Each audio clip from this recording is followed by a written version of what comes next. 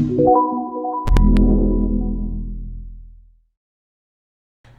everyone, and welcome back to another video. I finally finished the script for another one of these videos in this series. So today I'll be bringing you a basic rundown of each of the tank professions with comments on their strengths and weaknesses.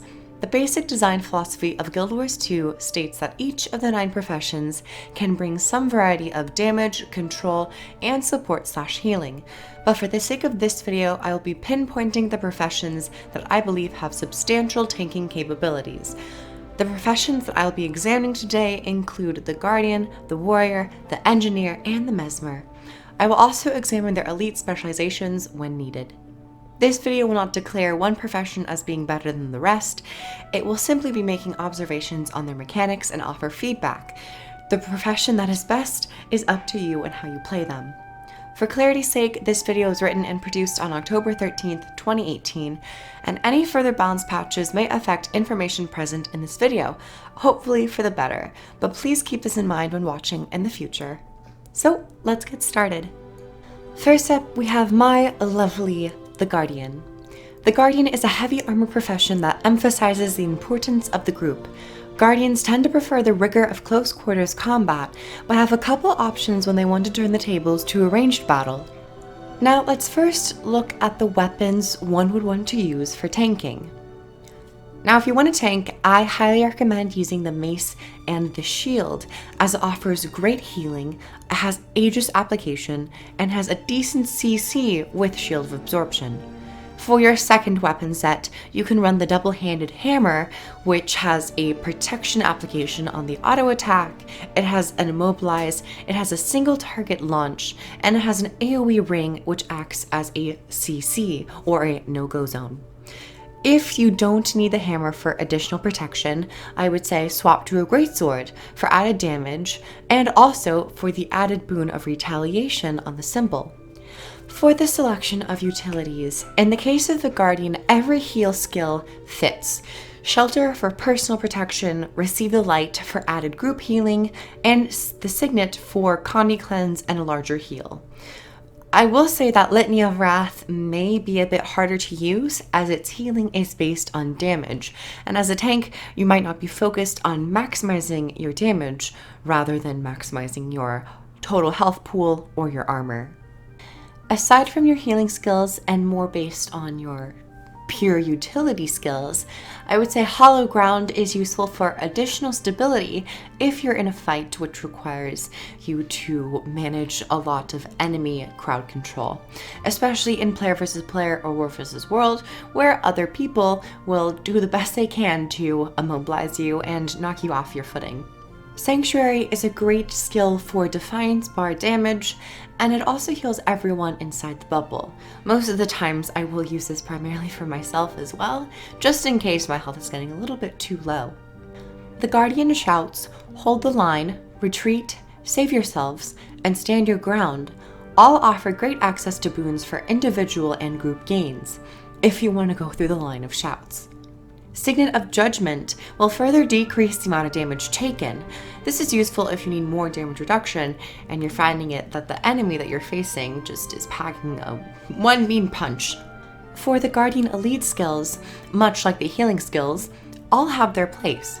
Feel My Wrath offers great access to quickness and fury, Renewed Focus offers an amazing invulnerability window and recharges one's virtues, and Signet of Courage will burst out heals every so often to keep the health pools up. To briefly mention the elite specializations available to the Guardian, the Dragon Hunter elite specialization will manipulate the existing virtues and transform them into more physical actions.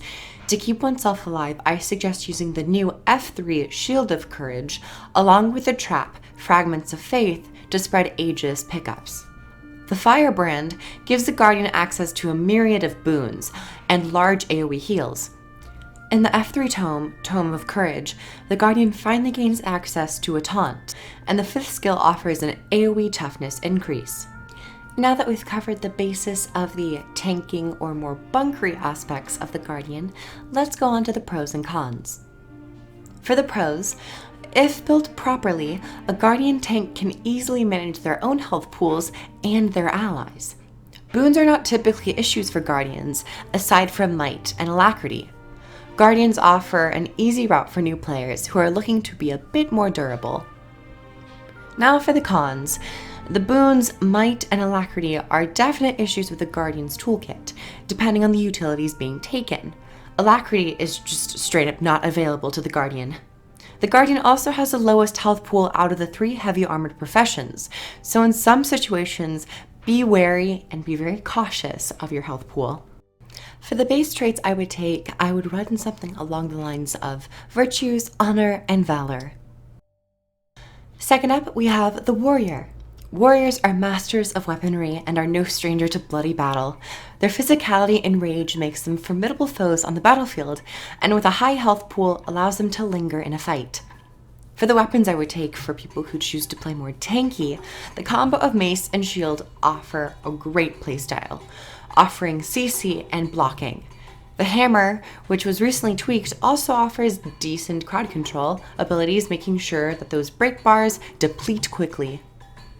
For the healing skills, Defiant Stance is the one that most notably plays to the tanking fantasy, allowing all incoming damage to be converted into healing. Nevertheless, all of the other warrior healing skills work wonderfully. For the utility slots, Banners of Defense, Discipline, Strength, and Tactics are all amazing utility skills offering baseline buffs to allies. For Great Justice allows the warrior to grant additional might to themselves and allies. Signets of the Doliac and Stamina offer defensive methods of playstyle, one reducing damage and the other increasing dodging. Taking a stance skill offers an interesting effect if one is looking for a more selfish form of survival. For the elite skills, Battle Standard would be the most common skill to take, as it offers additional boons and revives downed allies upon placement. To quickly mention the elite specializations, Berserker enhances the warrior's burst skills and gives them a more condition-slanted playstyle. Personally, I haven't played with a conditioned tank before, but the thought now seems interesting to me.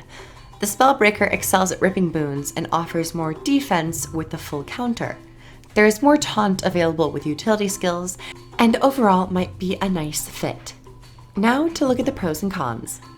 For the pros, the warrior holds the most health out of the 3 heavy armor professions, making it slightly easier by default. Banners offer a separate method of buffing alongside the boon system. Taking the trait Phalanx Strength is a great way to share might to the rest of your team. Now for the cons. For the cons, not too many, but depending on what you're looking at, it could be substantial. The warrior doesn't seem to offer anything which stands out when compared to the other tanks in this list. Warrior has decent group cooperation, but this can be done with a DPS warrior as well, hence with the Phalanx Strength. You can tank and take Phalanx Strength, but you can also have a DPS character take it as well and offer more might and offer more damage. For a base tank build, I would run Tactics, Defense, and Strength. Next up is the Engineer. The Engineer is a tinkerer of many gadgets and potions. Engineers love the mechanical and have a solution for every situation somewhere on their tool belt. For this tank showdown, I will be primarily focusing on the Scrapper Elite specialization. For the weapons, with the role of tanking, the Scrapper should use the Hammer, which has the ability to grant the Scrapper stacks of barrier. The Hammer's third ability, Rocket Charge, also acts as a 3-blast finisher, which can result in many different effects. In terms of healing, the Medic Gyro offers a great consistent pulse of healing, while the Healing Turret applies regen to a much wider area of effect. The AED is a great just-in-case heal skill, which applies the heal if the player were to take fatal damage. For the utility skills, the Bulwark Gyro offers additional defenses to the group. The Shredder Gyro will send out bolts from a nearby combo field, and the Purge Gyro will target those plagued with conditions. The best elite skill I can think of for this role would probably be the Supply Crate. It offers the most group utility and passive damage. Time for the pros and cons section. The pros. The traits for the Scrapper give it an interesting position with Scourges in particular. Barriers they receive are passively stronger, making a Scourge support even more powerful. Self-sustain is quite high with the Scrapper as well, so don't be so worried about your health pool overall. Along with receiving improved barriers, the Scrapper can apply a decent amount of barrier to themselves and can apply to others when reviving.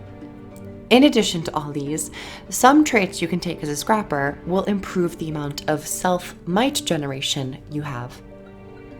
For the cons, the Engineer, or more specifically the Scrapper, has a slightly undefined role.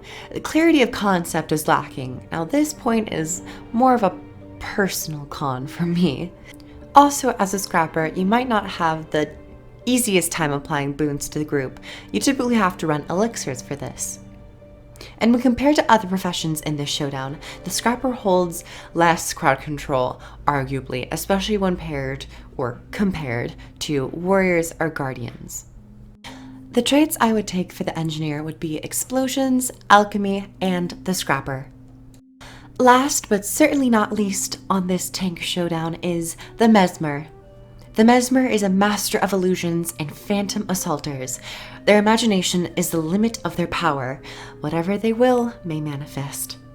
For the purpose of this video, I will be specifically taking a look at the Chronomancer elite specialization. First up, the weapons.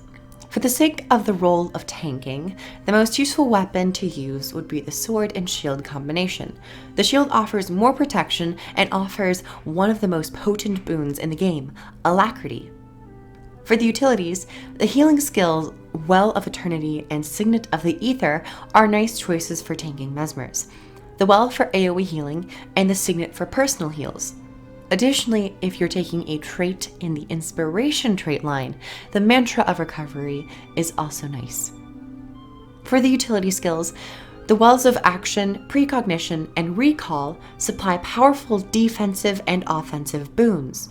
Signet of Inspiration is a staple to the Chronomancer as it allows boons on the player to be shared with the others in the party. Mimic is quite nice for double casts on utility skills. Phantasmal Defender is a nice taunt skill which can chew down on a Defiance bar or redirect enemy players. The elite skills Gravity Well and Signet of Humility are some of the best skills for crowd control in the game. Both have their merits for their own situations. Time Warp is useful to top off on group quickness.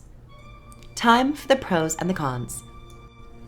For the pros, when taking the right traits, Chronomancers can be the sole boon provider, pumping out a decent number of boons on themselves and then sharing them across the group. When taking gear with healing power, their Chrono can not only heal themselves, but other injured allies around them. And many people got on me for not including the Chronomancer in my support showdown, but I had a special place for them on this showdown. With plenty of evade frames and blocks, the Chrono can easily maneuver away from taking direct damage. The base ability of the Chronomancer, Continuum Split, is great for double stacking wells and other abilities. Time for the cons. And honestly, the cons, not the most terrible in the world or on this video. Might is one of the boons Chronomancers can have a bit difficulty providing, so you'll have to rely on the other groups or other group members for might. Chronomancer is not an easy spec to transition into. The learning curve is quite steep. Now, of course, you can select it and be a Chronomancer, but to be a good Chronomancer, that is challenging. Very challenging indeed.